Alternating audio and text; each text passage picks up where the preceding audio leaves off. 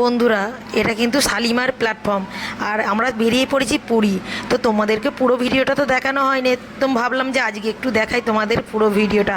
এটা শালিমার স্টেশন, এখান থেকে আমরা কিন্তু সোজা চলে যাব পুরীর দিকে।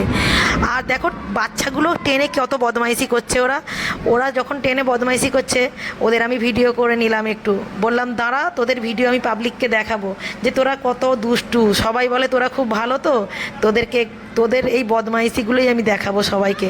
তোরা এত কেন দুষ্টু, ফাঁকা ট্রেন পেয়ে এত অন্যায় করছিস। তো তারপর ওখান থেকে আমরা চলে গেলাম। ওই যে বাচ্চাগুলো বললো যে আমরা একটু রানিং, এই যে সিঁড়িতে একটু ওঠানামা করি, তুমি তাহলে ভিডিও করে দেখাও, এত কিছু দেখাচ্ছ। তো ওদের একটু ভিডিও করে নিলাম। তারপরে আমরা চলে গেলাম পুরীর ট্রেনে উঠে পড়লাম।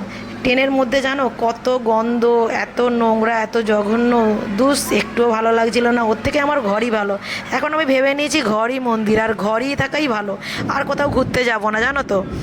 আর এই শোয়ার এইটু একটু জায়গায় আমরা এত হেলদি শুতে পারি বলো। আবার উপরে সিট দিয়েছে। অনেক কষ্ট করে পুরীতে পৌঁছে গেলাম।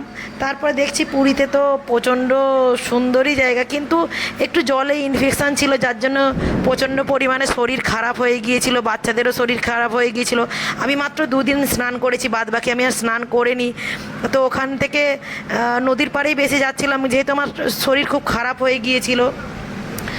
তো তোমাদেরকে পুরো ভিডিওটা দেখাই। দেখো এই সমুদ্রের ধার তো তোমরা অনেক দেখেছো, কিন্তু আমি তো দেখিনি, তাই আমার খুব আনন্দ হচ্ছিল যে নতুন একটা জায়গা চলে এলাম। আর সেই ওখান থেকে চান টান করে বিকালবেলা গেলাম পুরীর জগন্নাথ মন্দির দর্শন করতে। হ্যাঁ, একটা নতুন অভিজ্ঞতা, নতুন সুন্দর সন্ধ্যের নিয়ে তোমাদেরকে দেখালাম। আর হ্যাঁ, হয়তো জীবনে আর কোনো দিন যেতে পারবো না জগন্নাথ মন্দিরে, তবুও যতটুকু গেছি আনন্দ করেছি।